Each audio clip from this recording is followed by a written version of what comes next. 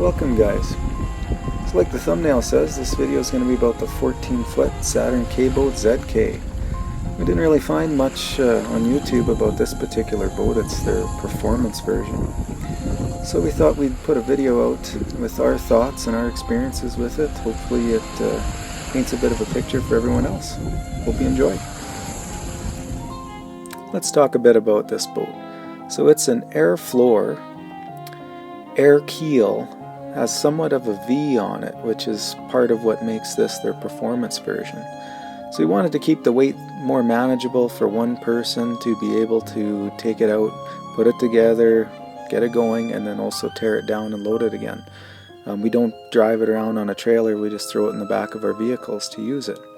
You'll see the specs list a maximum motor power of 15 horsepower, 125 pounds.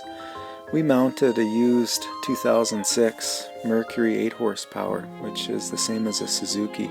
Weighs about 85 pounds, which is enough to lug around for the most part.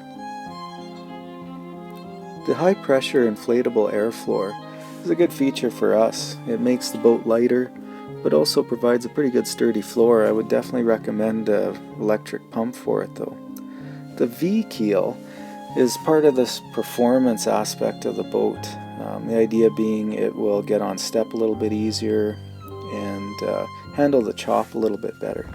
So what did we find? Well, we found that it actually does help quite a bit. It makes the ride a little bit drier.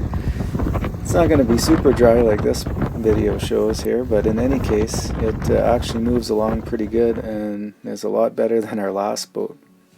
So what can you expect for speed? Well, when you're loaded down like we are here, you can only expect displacement hull speeds, so somewhere around 10-11 kilometers an hour.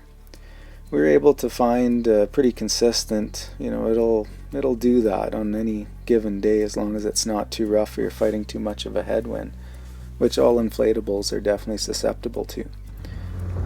Now, as far as what you could expect on plane with an 8 horsepower, I would say you're probably in the neighborhood of a little better than twice the displacement hull speeds. So here I've got my hands full just by myself, lightly loaded, trying to get this thing up on step, which took quite a while.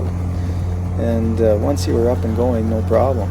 But it's definitely a bit of a chore getting it up to speed with just an 8 horsepower engine. For what it is, we like the boat. We've been able to get out and see some pretty cool stuff like these water bombers scooping water out of the lake and making runs over to a fire just kind of northeast of where we're at here. Gets us out. We wouldn't be able to enjoy some of this otherwise, especially if you want to cover some ground and get any distance in. We also have some inflatable kayaks, but with 3 younger children we find it just a little bit easier going to throw everybody in the boat and all the accoutrements that come with it. So we're able to load pretty much anything we would need for a day trip quite readily. You can pack a cooler in there, it's wide enough. Pretty much everything else that you'll need, extra fuel, clothing, whatever you have. Haven't had any trouble with that. For most any boat, you'll most likely want to make some modifications to it to suit your needs, which is no different than what we did. It is an air floor, so one of the things we wanted to do was protect it. So we were able to find some outdoor carpet. It's a little bit heavy, but with sharp objects, with pets, nails, things like that, we want to protect it and prevent having any leaks on it because they are quite difficult to patch. So we were able to find this heavy carpet, which does the trick. It's a little bit heavier than what I would like, but it certainly protects it, and we haven't had any issues. It just sandwiches between the tubes and the floor.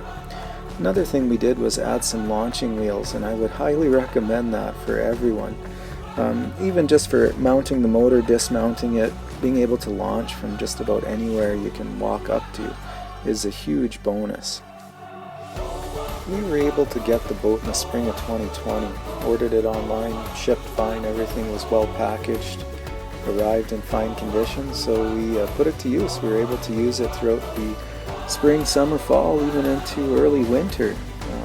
It's held up quite well for us. We've had one little puncture we had to repair, which, considering the terrain we use it in, it's generally rocky, has lots of pokey sticks and sharp rocks and things to be found in different places, but it's worked well.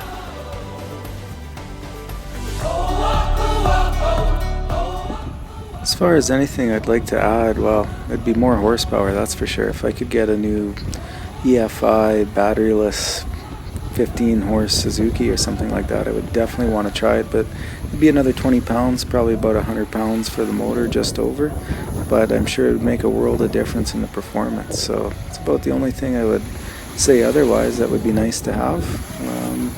Other than that, it's been good. Hopefully this helps other people that might be considering this boat. Thanks for your time.